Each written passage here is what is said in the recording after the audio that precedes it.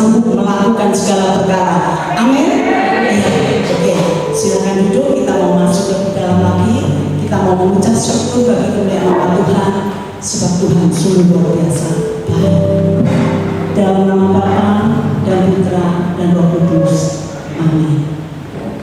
Allah Bapa yang bertahta dan kerajaan surga, puji, syukur dan hormat kami haturkan kehadirat-Mu yang Maha Kudus. Kalau pada malam hari ini ya Tuhan, Engkau telah memberikan kepada setiap kami kesempatan dan waktu yang terbaik untuk duduk diam di bawah kaki-Mu.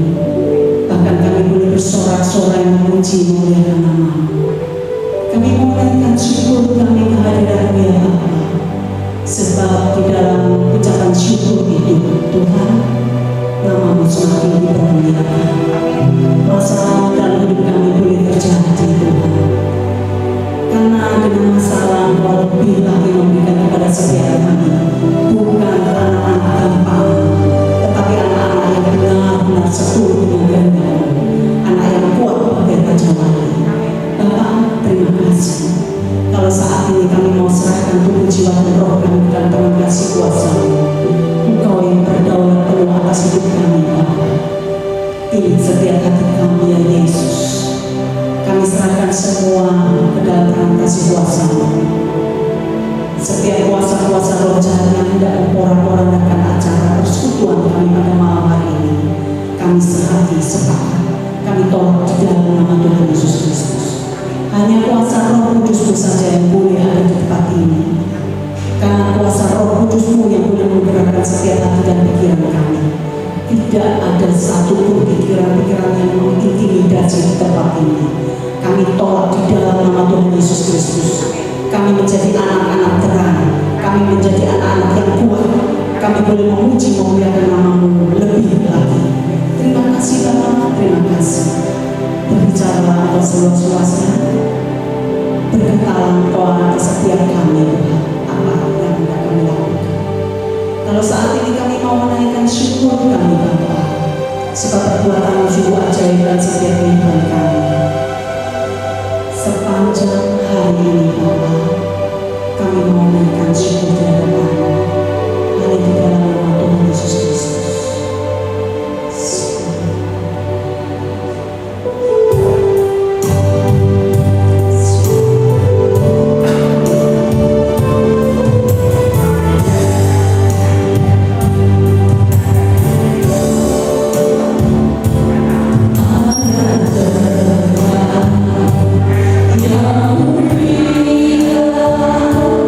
Yang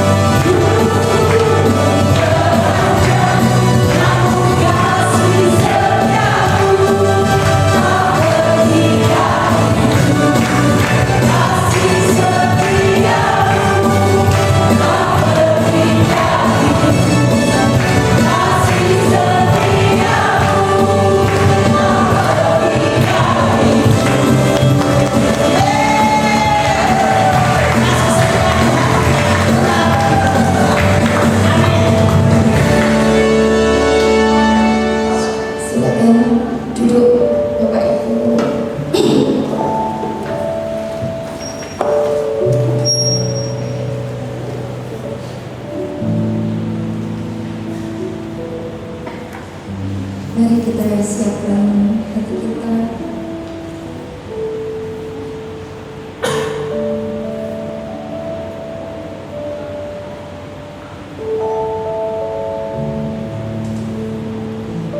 Kita mau mengatakan, Tuhan, kami semua rindu akan Engkau, rindu akan firman-Mu, rindu akan hadirat-Mu.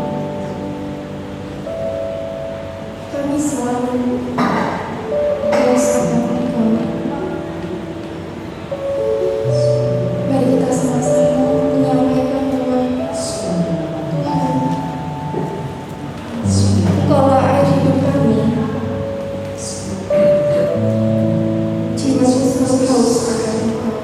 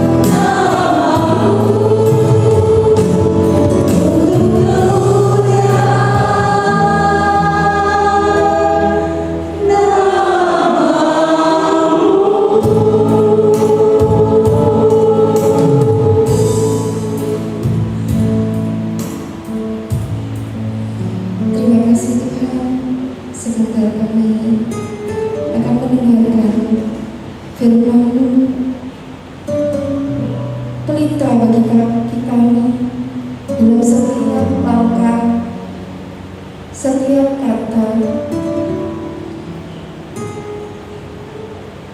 Kami menyerahkan hidup kami dalam tuntunan-Mu.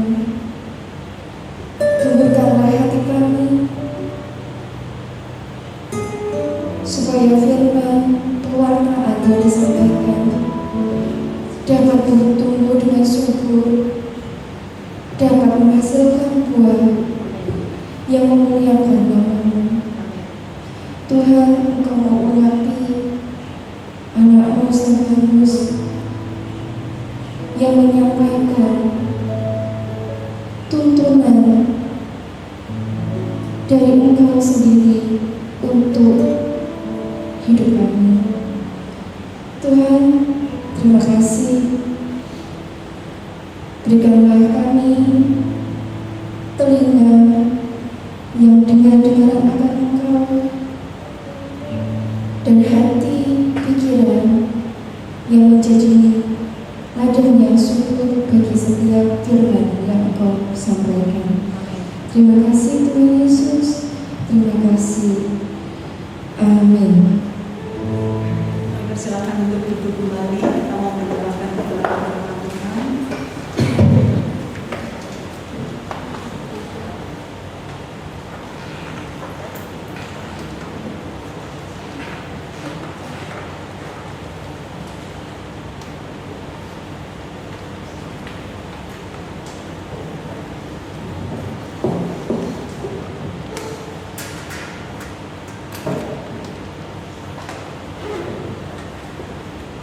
Baik, shalom. Bapak Ibu, saudara terkasih dalam Tuhan, perkenalkan nama saya Stefanus. Rasanya sudah beberapa kali ke sini, tapi setelah pandemi kelihatannya cukup lama nggak ketemu. Ya. Baik, hari ini saya diminta panitia untuk menyampaikan sebuah tema berjudul "Berbaliklah kepadaku dengan segenap hati". Bacaannya kita akan ambil dari Yoel bab 2.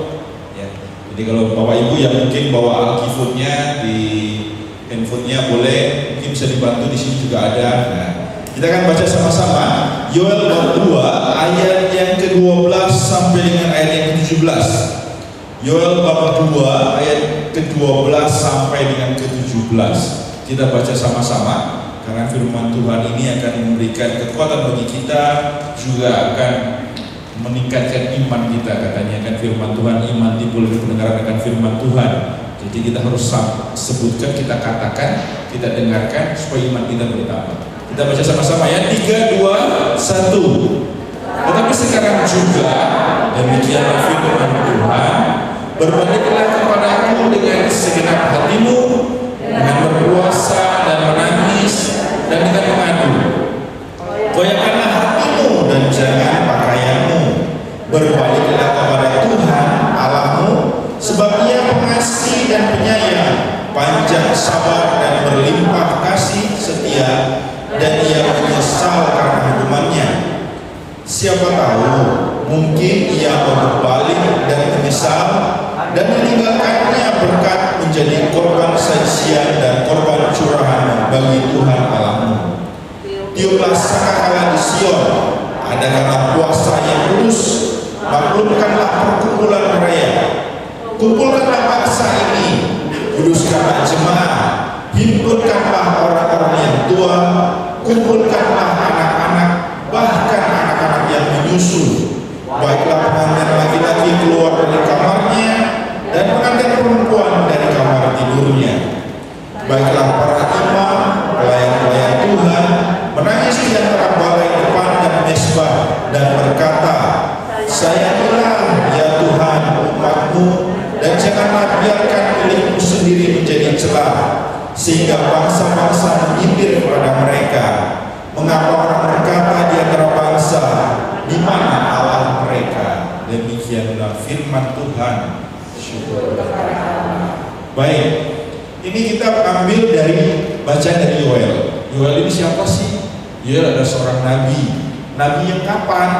Ya, ini Nabi Yoel hidup pada masa sudah tinggal bangsa Yehuda saja. Jadi bangsa Israel itu dulu ada bangsa Israel di utara dan di selatan. Lalu ada masa pembuangan, cuma tinggal satu bangsa Israel, yaitu bangsa yang akan dibuang ke Babilonia. Nah, ini bangsa Yehuda.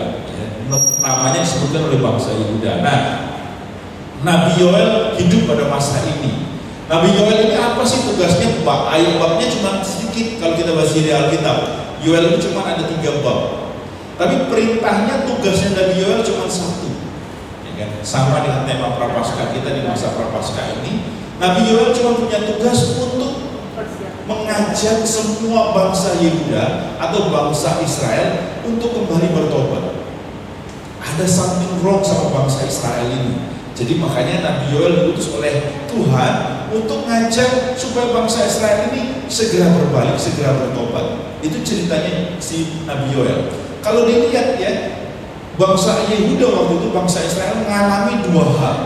Yang pertama, kalau di bab yang pertama itu bangsa Yehuda mengalami masalah mengenai serangan terhadap pangannya, makanannya, ada hama.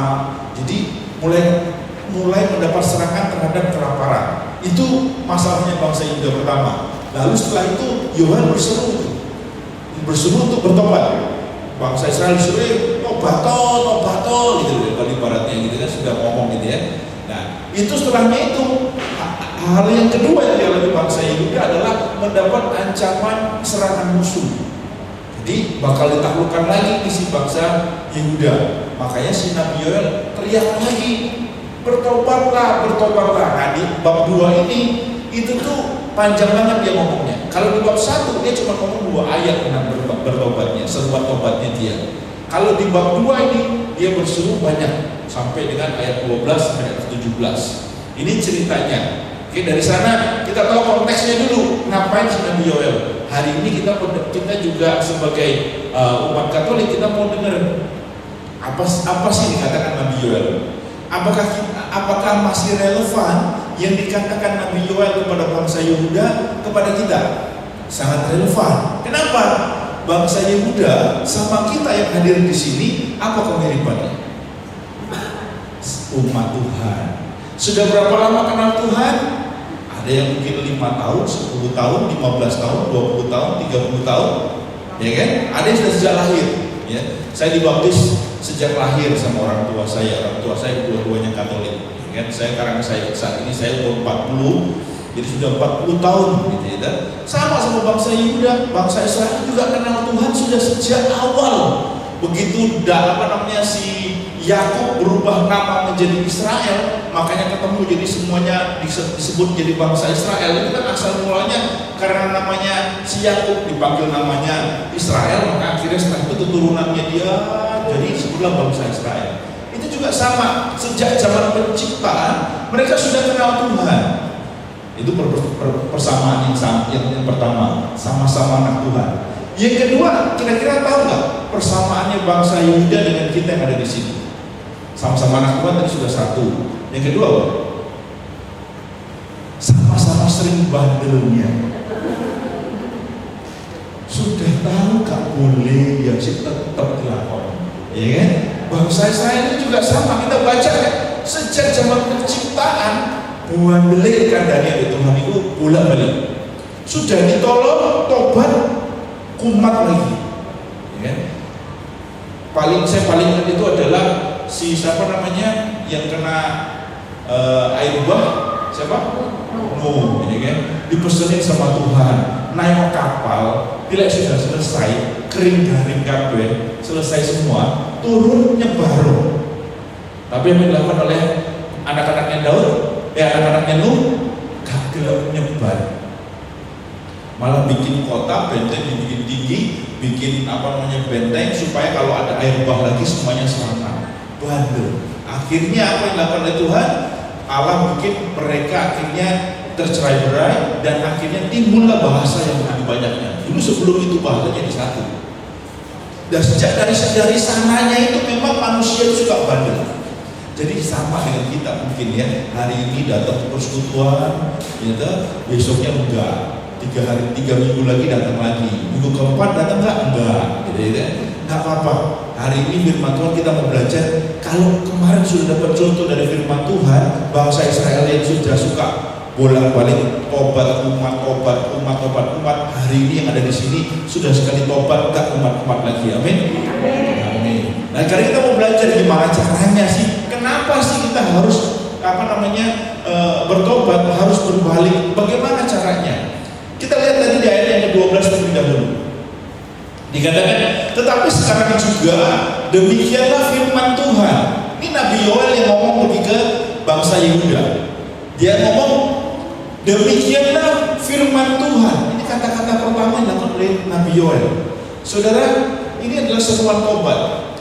Nabi Yoel nggak pakai ngomong cerita kanan kiri, elemono ya. Kamu lihat leluhur kita dulu itu begini, kamu tobat tau. Dia nggak cerita ke sana.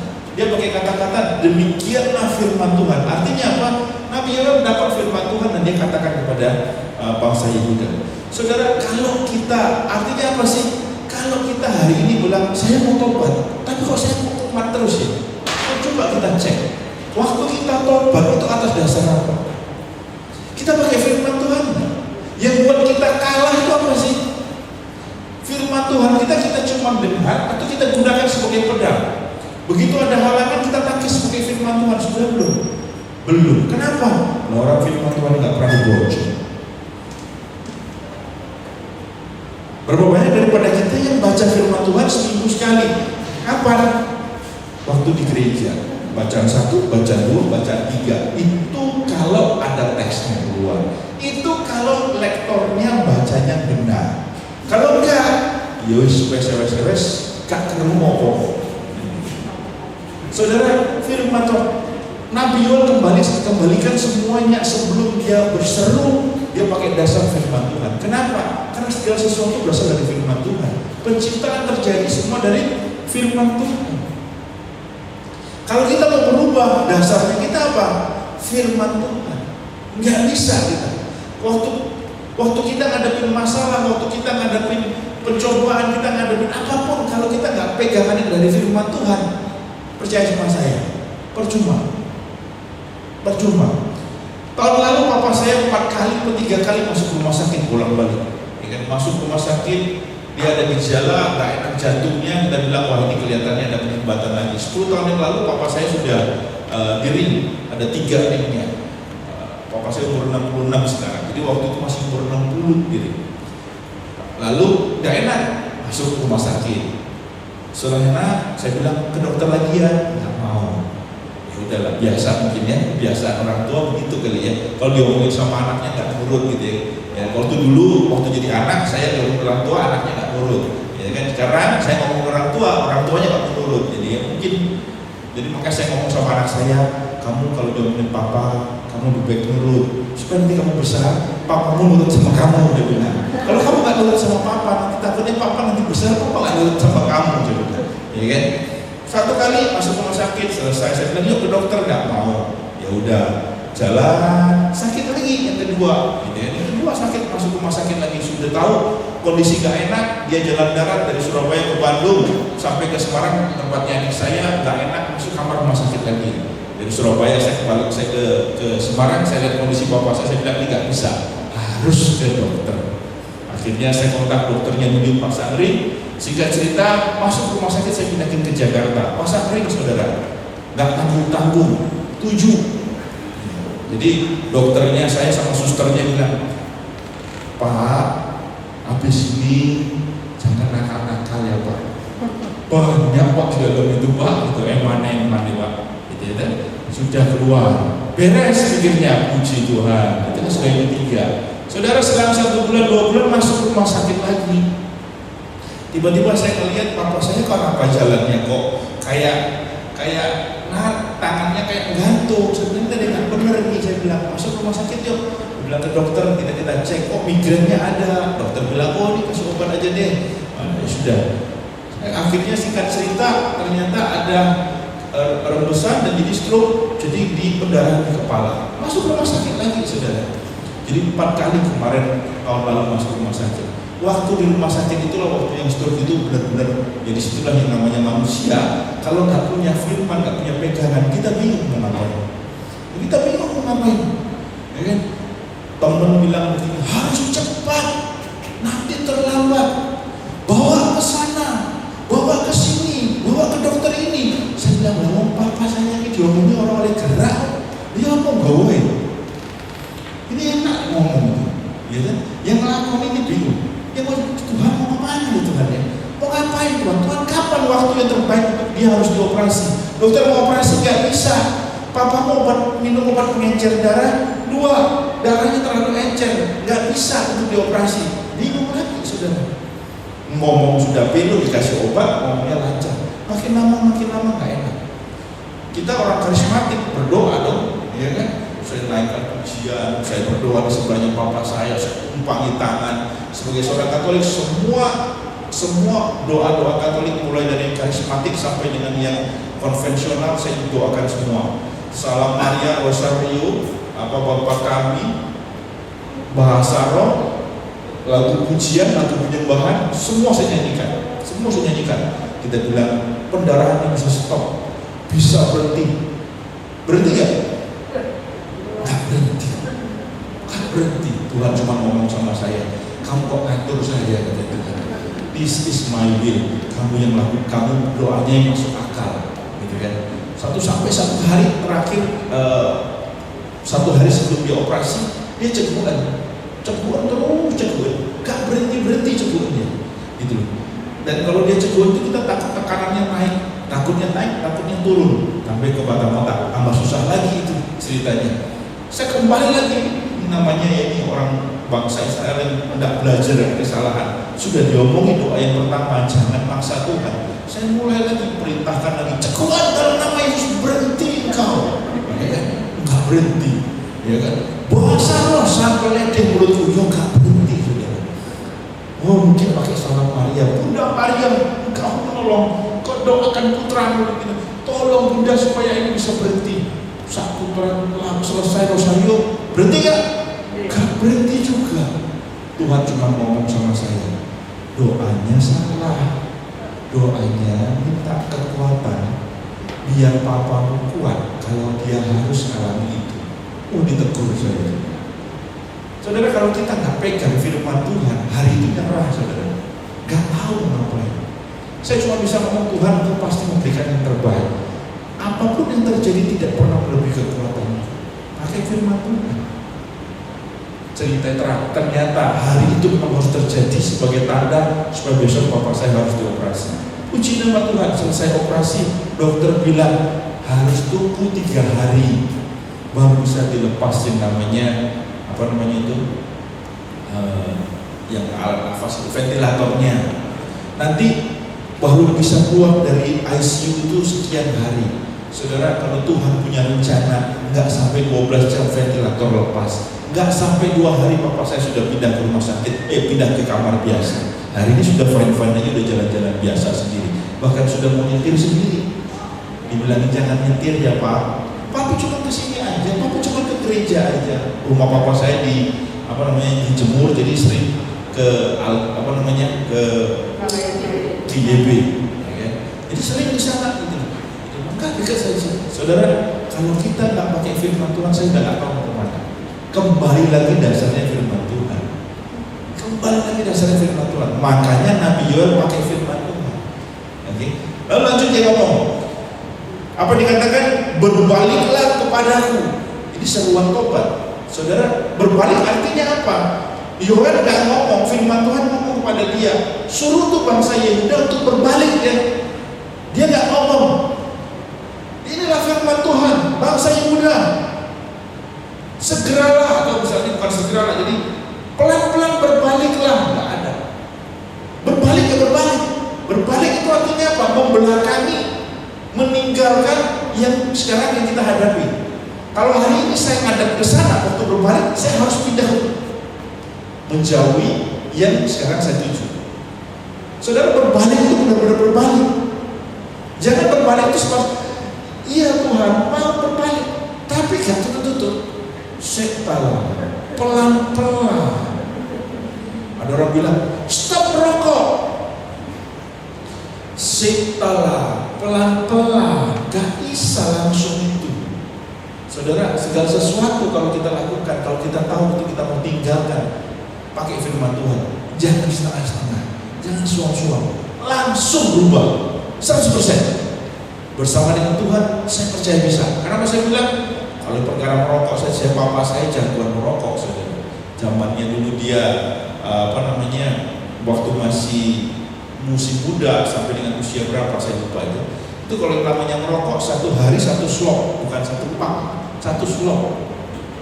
Jadi bapak itu bisa tahu, papa saya itu merokok itu ngalah-ngalahin kereta api cerobong asap. Belum selesai udah pasang lagi, belum selesai udah pasang lagi, belum selesai udah pasang lagi. Sampai kalau mama saya pergi ke supermarket dulu, zaman dulu ada Alfa di Jalan Ayani ya, di situ ya. Mama saya sampai diomongin sama orangnya, ibu punya warung ya bu ya. Kok tiap 3 hari sekali beli rokok 1 slok, tapi kok aneh ya? Di tempat ibu jualan yang rokok yang laku kok cuma 1 macam ya, kok nggak beli yang lain gitu kan? Kerjanya ngerokok.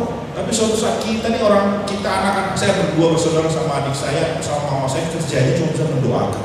Karena rumah itu rasanya sudah baunya bau rokok. Waduh, sudah parah, ya kan? Gak ada wangi-wanginya, gitu. Rokoknya kemana aja bisa merokok, ya kan? Kita cuma bisa doain, Tuhan tolong, kapan? Tuhan tolong, Tuhan, kapan?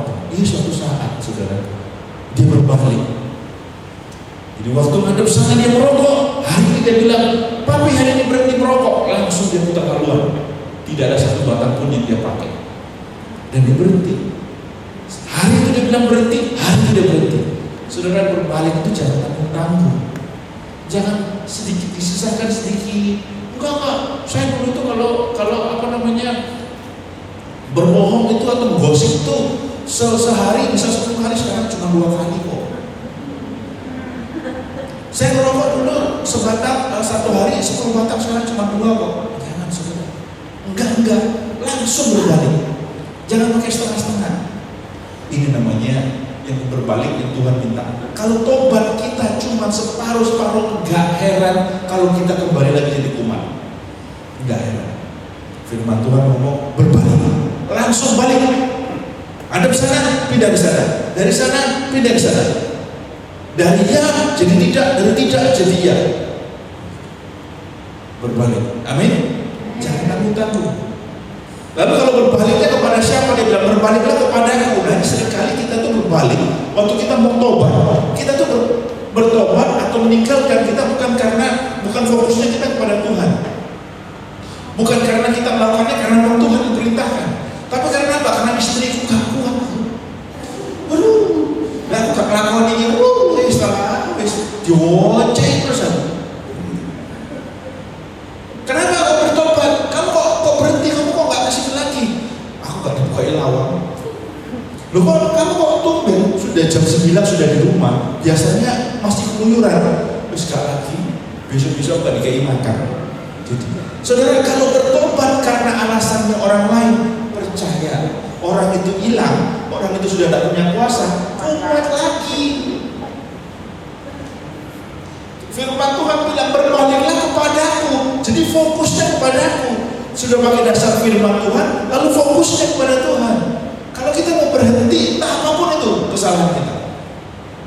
Kita malas ke gereja, kita entah apapun itu. Yang namanya dosa itu kan, kita mungkin suka iri hati, dengki, ya kan? Fokus kembali kepada Tuhan.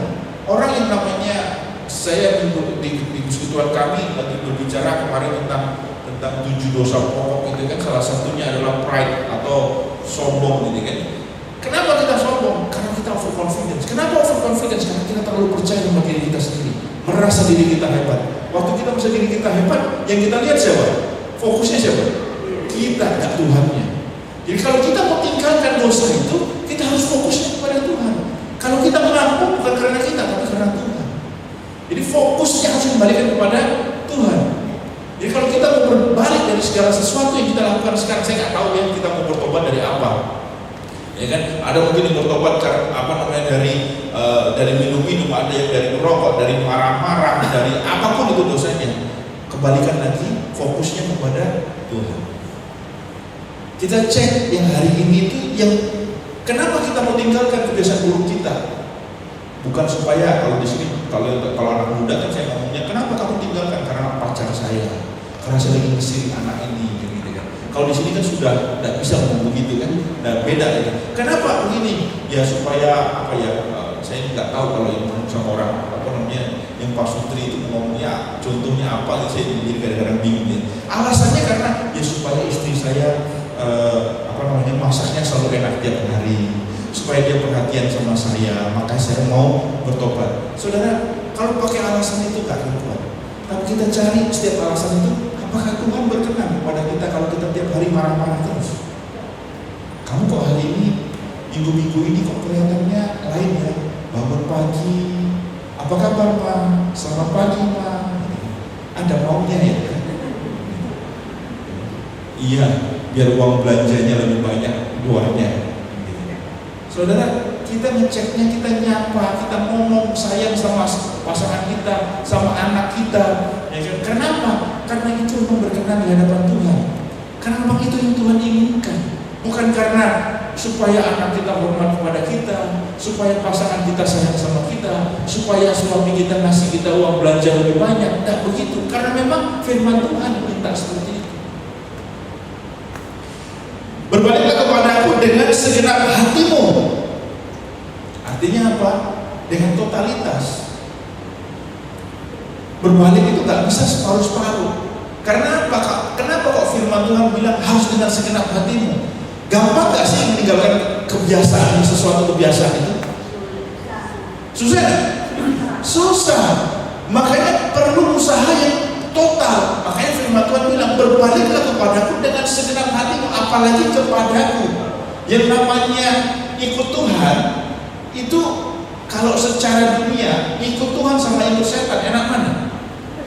Jujur, enak setan kan? Oh enak, ya kan? Korupsi, enak kan? Dapat uangnya cepet loh, ya kan? Kita soro-soro kerja di sana kok cepet nah ini, nah kita nih baru kerja, baru dapat sepeda motor, Scorpio atau apa namanya Honda Beat, aku di sana sudah pakai mobil. Aku baru dapat Agia, dan dia kok sudah Mercy. Kak kejar-kejar. Ini kerja pakai apa? Jambi-jambi ini kuat. Enak saudara. Makanya kalau ikut yang namanya menarik itu mau kita pindahkan itu susah. Maka perlu yang namanya segenap hati. Waktu berbalik harus dengan segenap hati. Jadi totalitas, jangan sisakan, jangan tinggalkan, jangan ya udah saya 99% aja, 1% tak tinggal habis. 100% balik. Dengan segenap hatimu, dengan berpuasa, dengan menangis, dengan mengadu. Apa artinya sih sebetulnya dia ngomong dengan menangis, dengan mengadu, dengan berpuasa? Artinya apa? Saudara, zaman dulu kalau yang namanya berpuasa itu bagi ada sesuatu hal yang benar-benar memang harus istilahnya sulit untuk dilakukan, dan dia perlu yang namanya menunjukkan bahwa Tuhan aku kepingin soro Tuhan, dan aku gak mampu kalau aku sendirian, makanya berpuasa. Ingat Daud, ya, waktu Daud anaknya dengan Bathsheba udah hampir mati, ya kan, karena sakit, apa yang dilakukan sama Daud? Daud berpuasa, memohon dengan sangat sama Tuhan. Itu sebagai suatu ungkapan bahwa I really want to do this one. Bentuk pernyataan kita bahwa aku kepingin Tuhan, itu dengan berpuasa. Jadi kenapa Nabi Yoel ngomong sama bangsa Yehuda, berbaliklah kepadaku dengan segenap hatimu, dengan berpuasa, dengan menangis, dengan mengadu. Mengadu itu maksudnya Tuhan tolong, merantap sama Tuhan, minta tolong. Itu kesungguhan hati. Nanti kita lihat di ayat berikutnya, kenapa kok si Nabi Yoel ngomongnya seperti itu? Nabi Yoel minta, kamu tuh kalau mau bertobat, itu benar-benar serius loh ya. Jangan cuma lip service, benar-benar mau. Makanya dikatakan pakai puasa. Karena Nabi Yoel tahu untuk bisa benar-benar dia meninggalkan bangsa Yehuda, meninggalkan kebiasaannya membukakan Tuhan. Itu perlu suatu usaha yang tidak bisa dilakukan sendiri.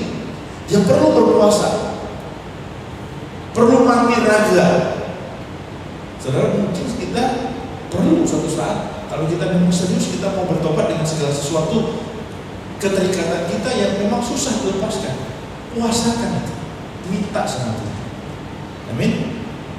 Lalu ayat yang ke-13, nah di sini, kenapa kau harus berpuasa? Dikatakan, koyakkanlah hatimu dan jangan pakaianmu.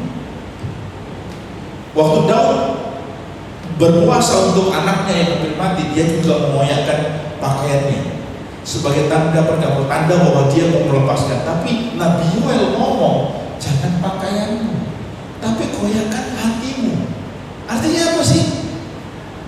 Kalau mau bertobat itu dari dasar hati, dari kesadaran hati, dari hati yang rapuh. Tuhan, benar-benar aku mau Tuhan. Itu keputusan. Jangan cuma ya tobat aku prapaskah ya tobat. Nah, mari prapaskah, mari pasca. Ya kok kita tahun harapan ini bosok tobat panen. Saudara, kalau itu bukan yang dikehendaki oleh Tuhan, Tuhan kepingin dari kesadaran hati, makanya dia ngomong koyakkan hatimu, jangan pakaianmu. Karena dia tahu, Nabi Yohanes itu ngomong, kalian bangsa Yehuda itu sudah dari dulu diomongin tobat umat, tobat umat, tobat umat. Hari ini kata Nabi Yohanes, jangan pakai pakaianmu ya, jangan koyak pakaianmu, tapi hatimu, sehingga hatimu jadi benar-benar baru, hatimu benar-benar serius bahwa memang mau bertobat. Jangan pakai kekuatan sendiri, jangan pakai ya cuman seremoni saja, tapi dari kesadaran hati. Pertanyaannya kita, kalau kita sekarang ini tobat lebih ke arah mana? Saya tobat karena masa prapaskah, karena memang saatnya saya untuk tobat di masa prapaskah ini, mempersiapkan diri untuk menyambut Paskah. Saudara, Tuhan gak kepingin kalau kita bertobat cuma gara-gara Paskah, gara-gara cuma masa prapaskah saja. Itu sama dengan kita memoyakkan pakaian kita. Tapi Tuhan kepingin dari hati kita, memoyakkan hati kita. Malam ini kita ambil keputusan. Kalau kita mau tobat, dari kesadaran hati kita, bukan karena seremonial, bukan karena disuruh sama gereja, bukan karena disuruh oleh romo paroki, bukan disuruh oleh pembawa firman. Enggak, tapi karena kita tahu firman Tuhan memang menyuruh kita untuk bertobat, tinggalkan segala sesuatu yang tidak berkenan di hadapan Tuhan. Amin. Berbaliklah kepada Tuhan Allahmu. Sebab apa? Sebab Dia pengasih. Saudara, kalau kita cari alasan kenapa kita harus bertobat, kenapa kita harus berbalik, alasan pertama yang disebut dari Nabi Yoel, karena Tuhan Allah kita adalah seorang pengasih. Yakin nggak bahwa Tuhan kita adalah Tuhan yang pengasih? Benar nggak? Yakin nggak bahwa Allah itu adalah benar-benar kasih? Saudara, saya berapa kali merenungkan firman Tuhan, saya selalu ditanyain, apakah kamu mencintai Tuhan? Kita susah menjawab. Ya, aku mencintai Tuhan. Tenang. Kalau saya terakhir waktu merefleksikan diri saya bertanya sama diri saya bertanya, apakah saya mengasihi Tuhan? Saya bertanya, apakah saya tahu bahwa saya dikasihi oleh Tuhan? Apakah Bapak Ibu di sini sadar, merasakan bahwa Tuhan itu benar-benar mengasihi Bapak Ibu?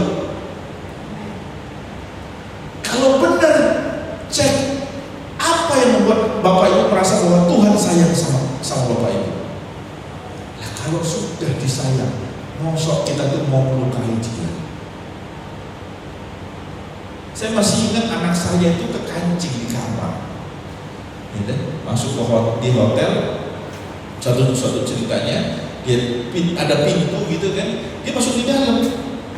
Lalu dia nggak tahu bagaimana anak saya masih kecil waktu itu, anak saya nggak bisa dibuka. Saudara, hari itu juga saya nggak perlu itu pintunya hotel itu nanti saya bakalan kena cas apa segala macam. Hari itu saya tendang tuh pintu supaya anak saya bisa keluar. Kenapa? Karena saya mengasihi anak saya, dan anak saya sejak saat itu dia merasa aman. Kalau ada papa saya aman. Papa saya pasti akan melakukan segala sesuatu untuk melindungi dia. Sama, saudara. Kalau kita merasakan bahwa Tuhan itu Allah pengasih, maka kita akan lakukan apapun yang dia minta kepada kita. Kita mau berbalik, karena kita tahu Tuhan itu paling sayang sama kita. Dua perumpamaan tentang anak yang hilang, yang pergi minta warisan, keluar lalu dia balik. Kenapa dia yakin balik? Karena dia tahu bapaknya dia adalah bapak yang maha pengasih.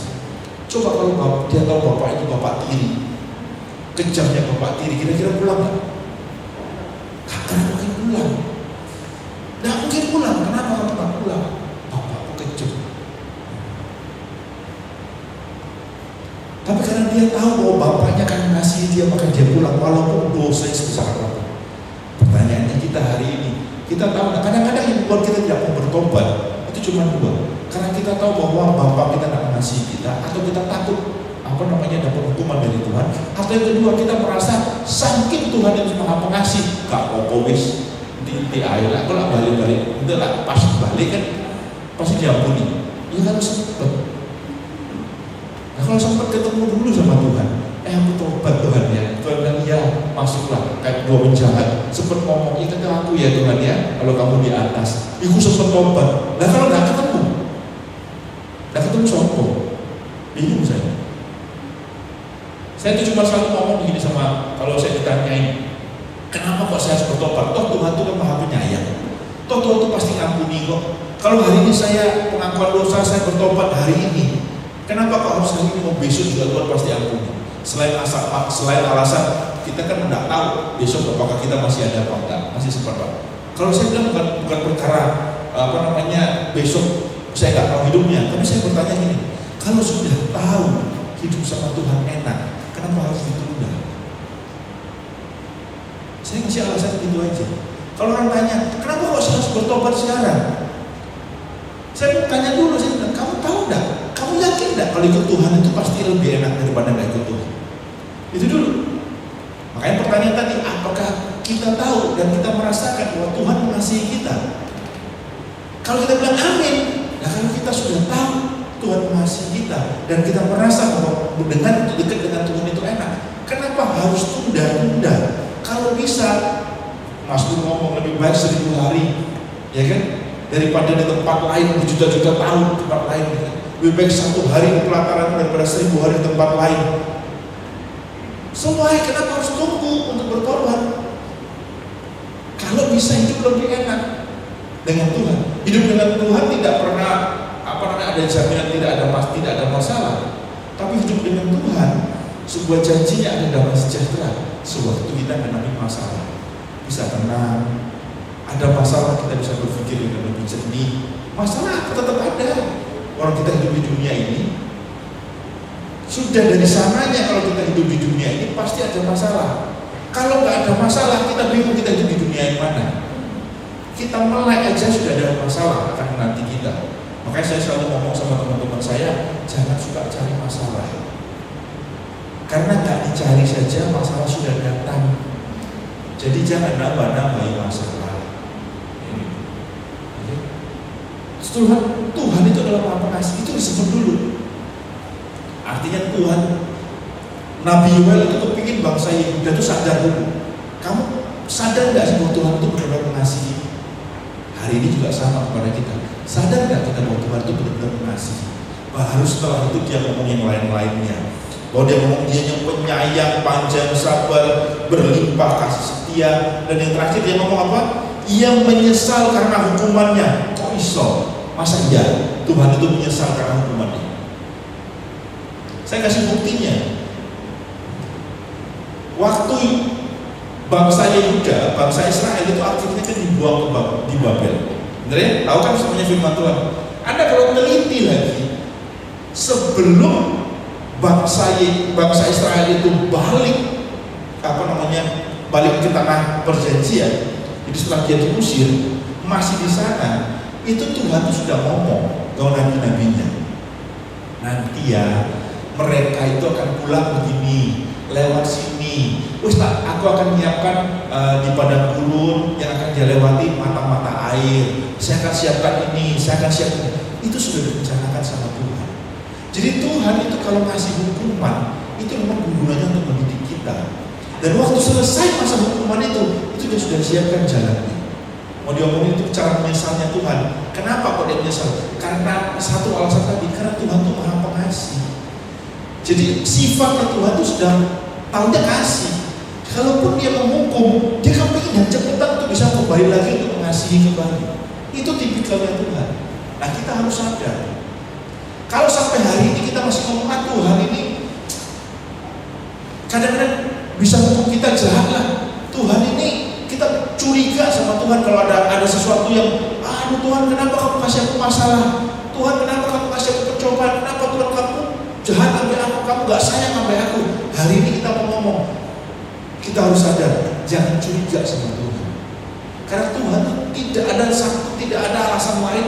Dia cuma ingin memberkati kita. Dia cuma ingin mengasihi kita. Bagian kita lakukan yang sesuai dengan firman Tuhan. Bagian kita ambil bagian dari rencana-rencana Tuhan. Amin. Lanjut ayat ke-14. Siapa tahu mungkin ia mau berbalik dan menyesal dan ditinggalkannya berkat menjadi korban sajian dan korban curahan bagi Tuhan Allahmu. Nabi Yoel seakan-akan ngomongnya kayak aneh ya. Dia bilang tuh mungkin ia mau berbalik. Ia ini huruf besar loh. Ia artinya Tuhan. Mungkin ia mau berbalik dan menyesal. Jadi dalam artian mungkin ya Tuhan itu nyesel lalu nggak jadi hukum kita, dan dia akan meninggalkan berkatnya, meninggalkan berkat-berkat bagi kita. Saudara, saya percaya waktu Nabi Yoel ngomong ini, sebetulnya dia tahu persis sifat dasar daripada Tuhan, bahwa Tuhan memang kepinginnya memberkati. Tapi bangsa Yehuda seringkali tidak paham, makanya dia pakai kalimat-kalimat seperti ini. Ayo tobato, no, mungkin di Tuhan malah memberkati kamu loh. Tapi kita hari ini tidak perlu dikasih alasan seperti ini, karena kita tahu bahwa Tuhan itu benar-benar Tuhan yang Maha Pengasih. Tuhan kita pasti akan terima kita kalau kita berbalik. Kalaupun kita sedang dalam masalah, sedang dalam pencobaan, karena Tuhan izinkan, tujuan itu membuat kita jadi lebih baik. Dan selesai dari sana, kita pasti akan dapat jalan yang lebih baik lagi. Disiapkan sama Dia. Ada percepatan yang Tuhan berikan. Terima kasih.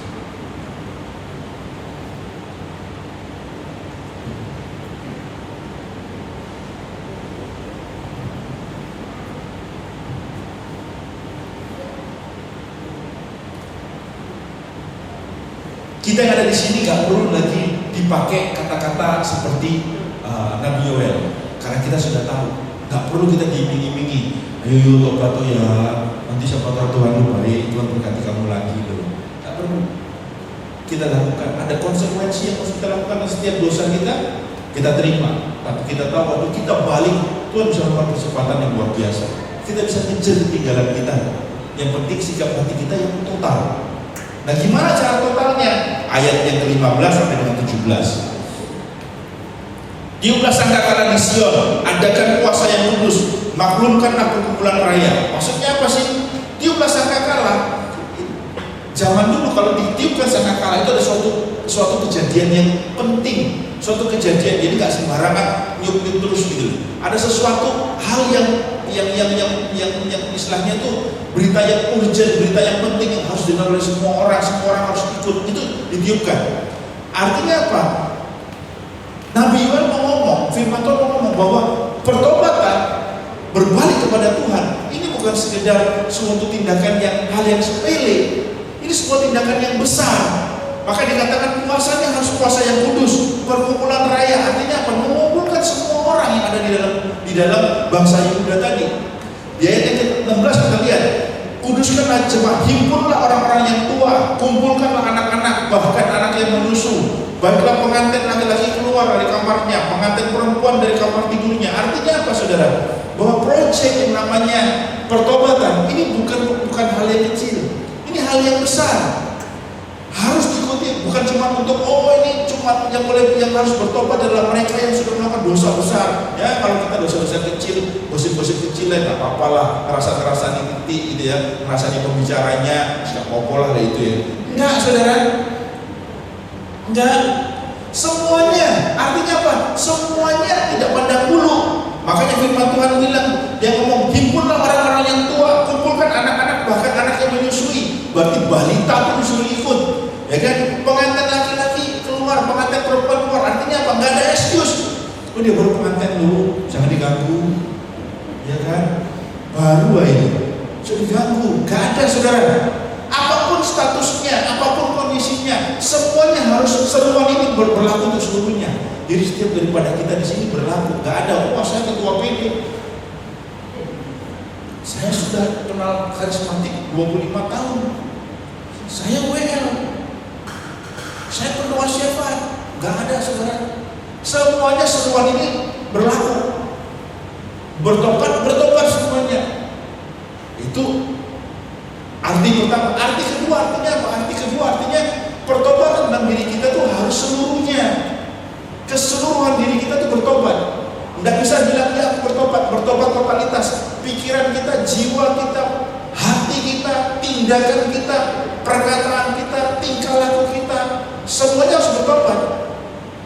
Nggak bisa kita bilang, ya saya nggak marah-marah lagi kok, saya tobat dari marah-marah, tapi nggak ada senyumnya. Saya sudah nggak marah kok, saya sudah nggak pernah maki-maki orang, tapi mulutnya diem, nggak pernah ada senyumnya. Nggak bisa, nggak bisa. Saya sudah datang ke persekutuan, kita bisa nyanyi, lipat tangan.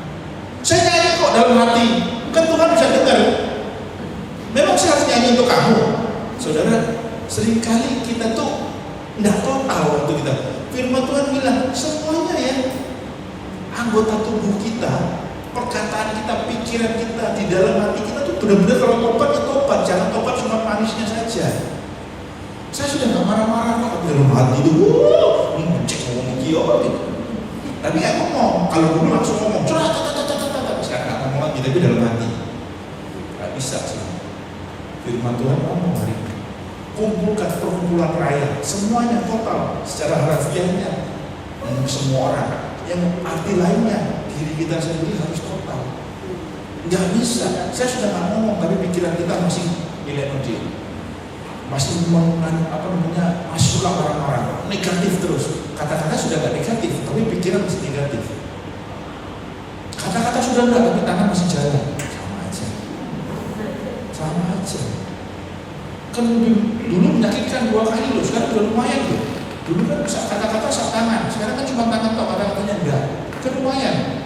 Perbaikan kan bisa, saudara. Bertobat ya tobat, saudara. Semuanya totalitas.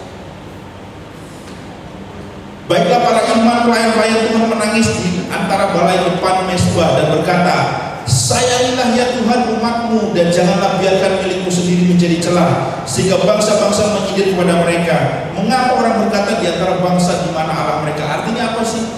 Kalau kita baca kita bingung mungkin ya. Saya bantu gitu loh. Artinya apa? Saudara, ini firman Tuhan ngomong apa? Berdoalah, berdoa bersyafaatlah, berdoa untuk dirimu, berdoa untuk orang lain, minta orang lain doakan. Di sini dikatakan para imam dan pelayan Tuhan menangis, artinya mau menangis di hadapan Tuhan.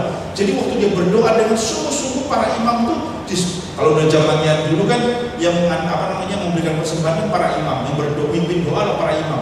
Jadi para imam ini diminta dengan sungguh-sungguh berdoa di antara balai depan dan di mezbah. Itu benar-benar dengan kesungguhan hati nangis untuk bangsa Yehuda, pertobatan bangsa Yehuda, lalu berdoa untuk mereka.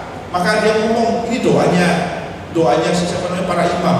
Tuhan, sayangilah umat ini, jangan umat kau biarkan milik ini menjadi celah. Ini adalah ini caranya para imam berdoa. Jadi dengan kesungguhan hati Tuhan meminta waktu kita mau bertobat, mau berdoa dengan Tuhan itu dengan segenap hati kita, dengan serius. Kita juga minta, kita doakan orang lain, kita minta orang lain mendoakan kita. Pertobatan nggak gampang sebenarnya. Pertobatan berbalik kita ngomongnya gampang, tapi nggak semudah itu. 3 hal saudara sebagai penutup. Berbalik kepada Tuhan itu bagaimana? Berbalik kepada Tuhan itu apa? Yang pertama, berbalik kepada Tuhan dengan sikap hati. Yang pertama, dengan kesadaran yang berasal dari sebuah keputusan secara sadar dalam kebutuhan hati kita. Kita secara sadar dulu, kita mau berbalik kepada Tuhan, itu kita lakukan secara sadar dengan kebutuhan hati kita. Tadi firman Tuhan bilang mengoyakkan hati kita, bukan pakaian.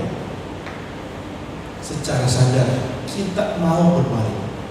Kesadaran hati kita bukan karena omongan orang, bukan karena seremonial, tapi karena keputusan hati kita, karena kita tahu bahwa Tuhan menginginkan itu. Yang kedua, berbalik kepada Tuhan dengan segenap hati itu apa? Karena Tuhan Yesus itu selalu penuh kasih dan hanya mau mengasihi dan memberkati kita. Kenapa harus berbalik? Karena Tuhan itu kepingin mengasihi kita. Dan satu-satunya cara Dia bisa mengasihi kita kalau kita hidup di dalam Dia. Kita hidup sesuai dengan Dia. Dia nggak akan bisa memberkati kita kalau kita tidak hidup dalam jalannya Dia. Lalu beda channelnya beda, bagaimana caranya saya mau memberkati? Jalurnya beda, dan saya mau memberkati tapi di sana. Ya Pak Tuhan ini, waduh, kok datang atau ke sini? Kenapa kita harus berbalik? Karena Tuhan itu kepingin memberkati kita. Tuhan kepingin mengasihi kita terus-terusan. Dia tunggu kita. Dan yang ketiga, Berbalik kepada Tuhan dengan segenap hati itu merupakan langkah yang menyeluruh dalam setiap aspek kepribadian kita. Menyeluruh total dalam setiap aspek kehidupan kita. Enggak bisa cuma separuh-separuh. Pikiran kita, jiwa kita, hati kita, tingkah laku kita, perkataan kita, semuanya harus menunjukkan pertobatan kita. Amin. Mari kita mau bagi berdiri saudara.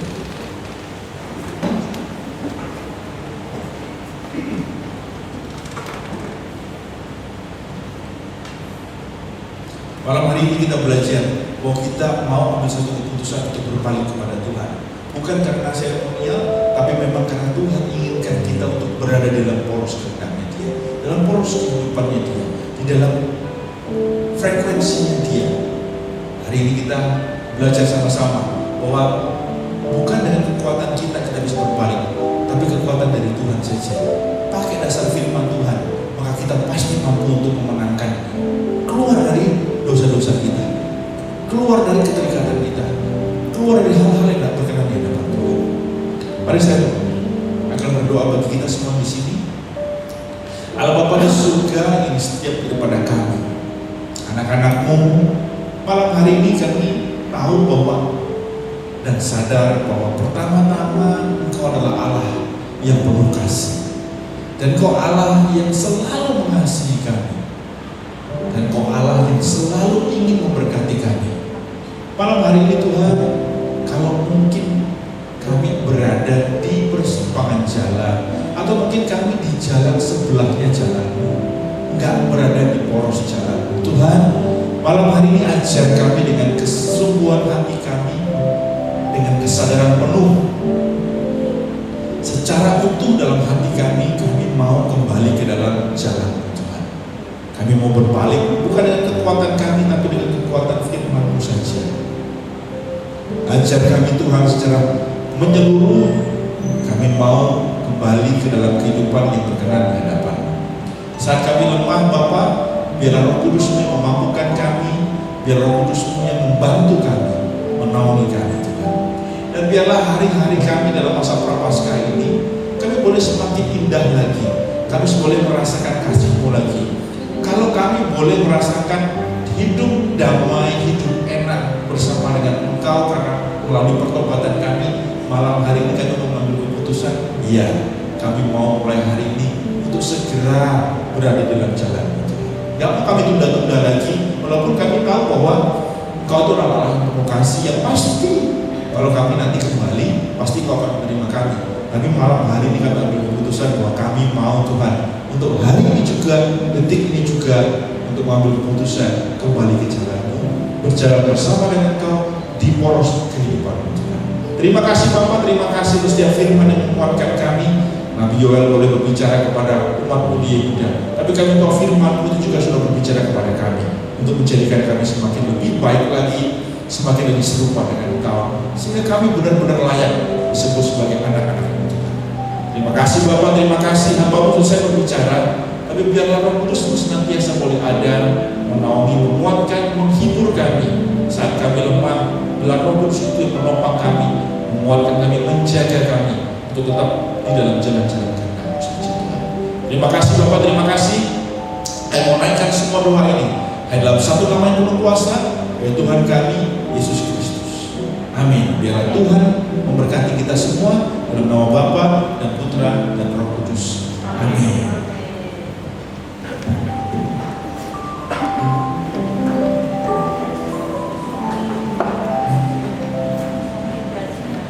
Puji Tuhan, terima kasih Pak Stefanus, kebenaran firman sudah disampaikan di tempat ini. Siapa yang sudah berbalik dari jalan yang lama? Mari kami persilahkan untuk bersaksi bagi kemuliaan nama Tuhan. Ya, mari persilahkan.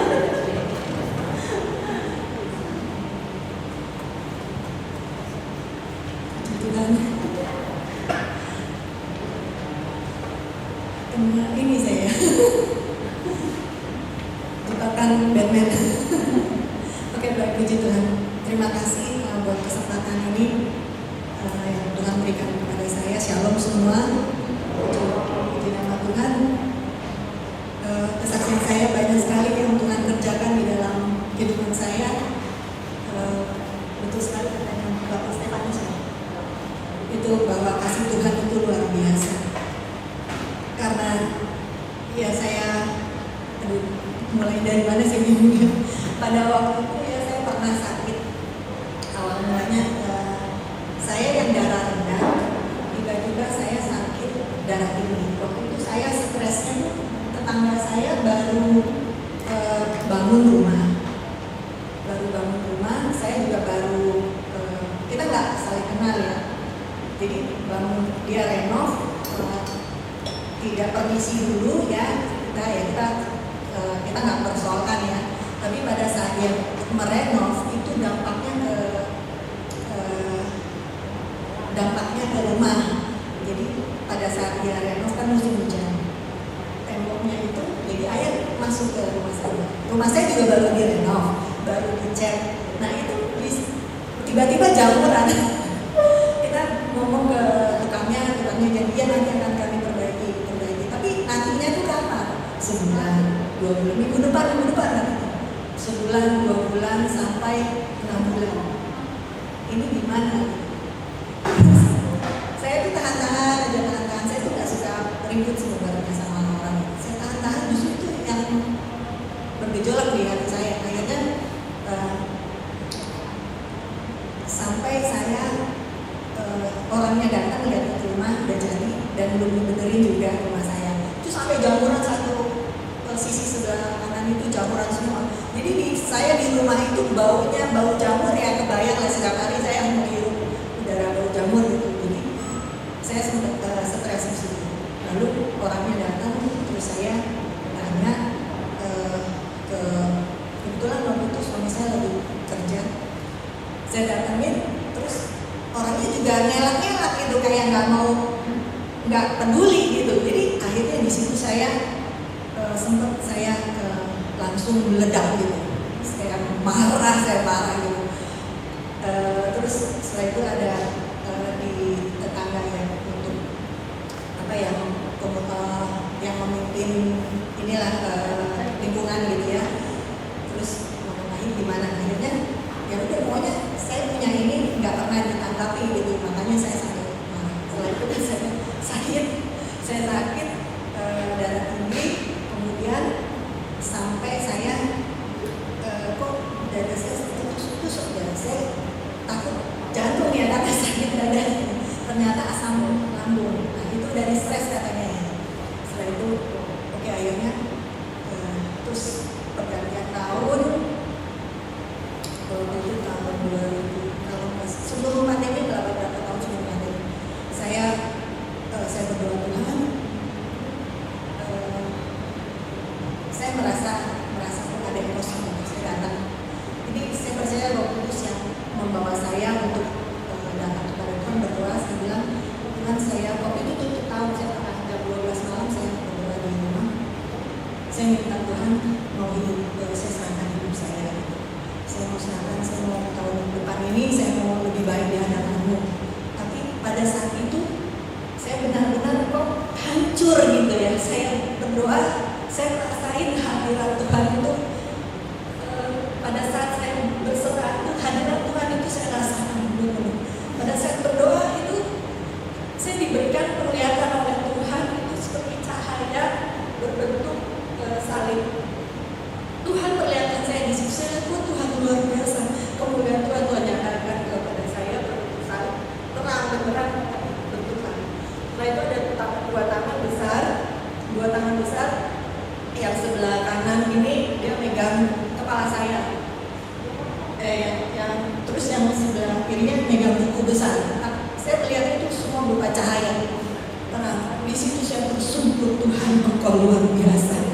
Pada saat hati kita hancur itu, Tuhan benar-benar kita cari Tuhan senang hati, Tuhan benar-benar ditemui, dia menemui kita. Itu Tuhan itu saya alami. Akhirnya di situ Tuhan saya berserah. Apapun boleh terjadi, tetapi karena saya mengalami Engkau menjamah saya, Tuhan, saya tahu rencana-Mu indah bagi saya. Terima kasih Tuhan Yesus memberkati. Luar biasa kesaksiannya ya. Asal kita mau aja pasti Tuhan akan curahkan kasih dan kemurahan-Nya. Amin. Ya, kalau saya mau bersaksi panjang juga ya, karena dulu itu saya juga bukan sama seperti sekarang ini yang bisa senyum kayak lihat orang, tapi kalau dulu inginnya terus orang. Kalau lihat orang gimana gitu langsung jawabannya, waduh panas pedes gak karuan. Nah, karena apa? Karena jamahan Roh Kudus yang boleh mengembalikan saya dari kehidupan saya yang sudah dulu amburadul. Dulu pada saat saya sebelum mengenal Kristus, saya adalah penyembah-penyembah di Gunung Kawi. Jadi lutut saya dibuat untuk berlutut berkeliling di kuburan makam. Nah, karena kasih karunia Tuhan memanggil dan memilih saya sebagai anaknya. Itu semua adalah kasih karunia Tuhan. Puji Tuhan. Terima kasih Tuhan Yesus yang luar biasa. Amin. Ya, mari kita akan memberikan persembahan. Bapa, kami mengucap syukur, kasih dan kemurahan-Mu terus Kau curahkan dalam setiap kehidupan kami. Kalau kebenaran firman-Mu Tuhan menyatakan Engkau adalah Allah pengasih, Allah penyayang, tetapi kami tidak mau berjalan terus di jalan kehidupan kami yang dahulu Bapa, dan tidak mau mengenal Engkau. Kami mau berjalan seluruh dengan kehendak-Mu. Kami mau berbalik 100 derajat Tuhan untuk kembali memuliakan nama-Mu. Bapa, terima kasih Kau memberkati anak-Mu yang sudah menyampaikan kebenaran firman-Mu, Bapak Stefanus. Bapak, Kau memberkati kehidupan rumah tangganya, anaknya, istrinya, seluruh anggota besar keluarganya aman dalam perlindungan-Mu yang maha sempurna.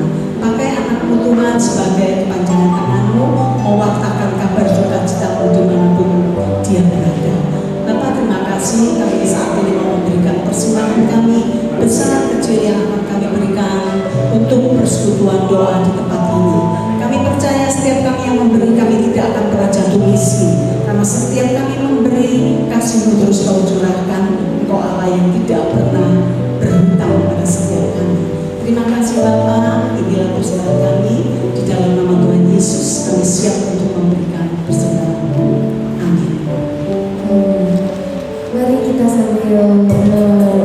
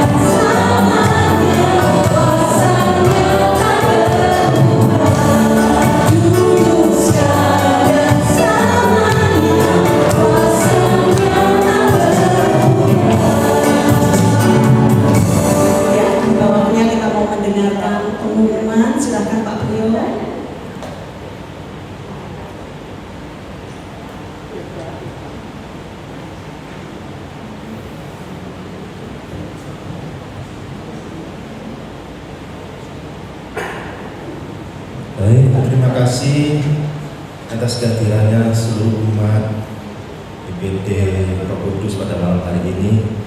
Juga kami aturkan terima kasih kepada donatur konsumsi pada malam hari ini tersedia karena kebaikan hati para donatur. Juga tim Rumet, tim pujian, serta pewarta Pak Stefanus, terima kasih. Lalu Selasa tanggal 21 Maret, jadi setiap Selasa ketiga kita ada misa nuansa karismatik di Gereja Roh Kudus pukul 19. Mohon kehadiran seluruh umat. Lalu PD Selasa 28 Maret itu kita praktek pertobatan mengikuti sakramen tobat di gereja. Jadi PD libur diharapkan semua nanti untuk sakramen tobat. Bagi umat yang memerlukan layanan doa bisa menghubungi Pak Frans ya, bisa berdiri Pak Frans ya, ini bisa untuk layanan doa bisa menghubungi Pak Frans. Lalu untuk konseling bisa menghubungi Bu Nancy boleh berdiri ya. Persembahan kasih bisa ditransfer ke rekening BCA atas nama Prio Windarto. Dan bagi umat yang mau membagikan berkat dengan menyumbang konsumsi PD seperti malam hari ini bisa menghubungi Bu Untari ya, jumlah berapapun kami terima. Bisa menghubungi Bu Untari. Bu Untari yang mana? Iya. Oke ya. Lalu ada yang berulang tahun. Oh ya, ada lowongan, info lowongan, bukan lowongan pekerjaan tapi lowongan pelayanan. Jadi dibutuhkan si perlengkapan, hadir jam 5 sore, pulang jam 10 malam. Jadi datang paling awal, pulang paling akhir, ngerti sound system dan mau angkat-angkat gitu ya.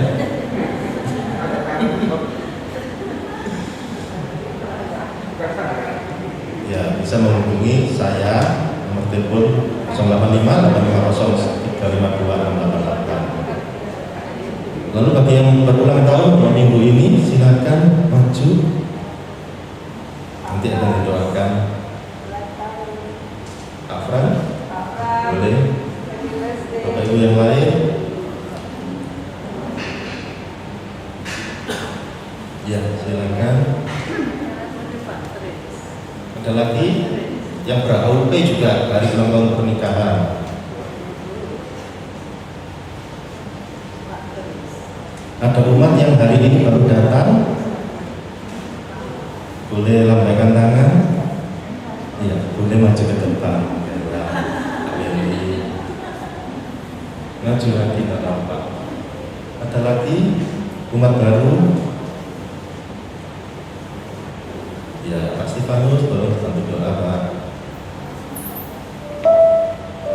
Yang ulang tahun Pak Frans dan Pak Krisna. Ya Pak Krisna. Lalu umat baru Pak, umat baru Sis Bella dan Sis Beni. Ya. Mari Bapak Ibu kita boleh mungkin berdiri, kita mau mendoakan bagi teman-teman kita. Bapak Putra Roh Kudus, amin. Bapak, kami malam hari ini mengucap syukur kalau kami boleh berkumpul bersama di tempat ini. Kami berdoa khususnya bagi dua rekan kami yang berulang tahun pada bulan ini. Bapak, kiranya Kau berkati mereka dengan kesehatan, Kau berkati mereka dengan berkat-berkat daripada Engkau. Apapun yang mereka kerjakan, usahakan, itu boleh berhasil, boleh menjadi berkat bagi mereka, bagi keluarga mereka, dan bagi orang-orang yang ada di sekitar mereka. Biarlah hari-hari mereka penuh dengan kasih sayang-Mu, penuh dengan penyertaan-Mu, penuh dengan damai sejahtera-Mu, dan terlebih mereka boleh menjadi berkat bagi perpanjangan tangan daripada Engkau, Tuhan. Biarlah mereka orang-orang boleh melihat ada Engkau di dalam mereka, Tuhan. Terima kasih untuk setiap pemeliharaan-Mu selama 1 tahun kemarin. Kami tahu dalam tahun ke depan pun penyertaan-Mu akan selalu boleh ada. Mereka bukan untuk menjadi ekor, mereka selalu boleh menjadi kepala, Tuhan. Mereka boleh dipenuhi dengan kemenangan, kesuksesan, boleh bersertai kepada mereka, Tuhan.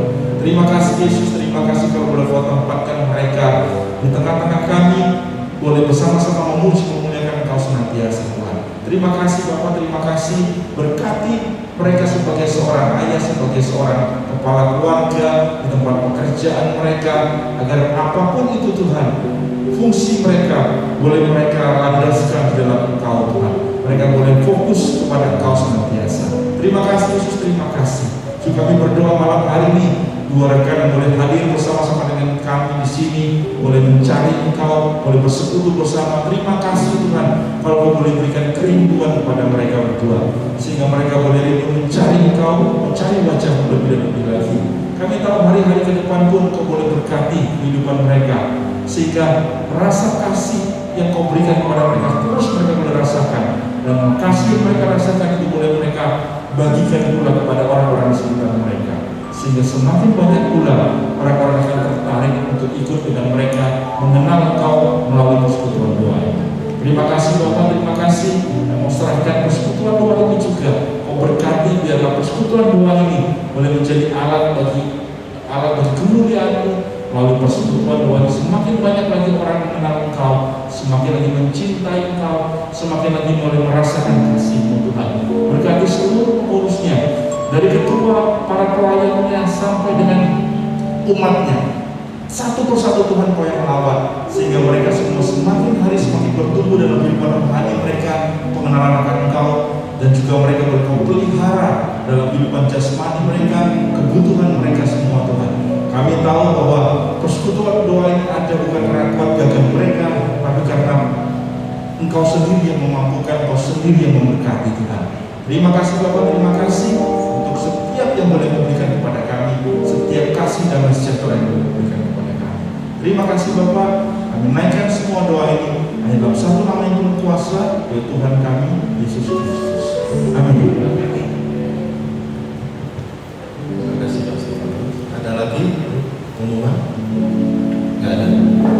Happy birthday, happy birthday, happy birthday.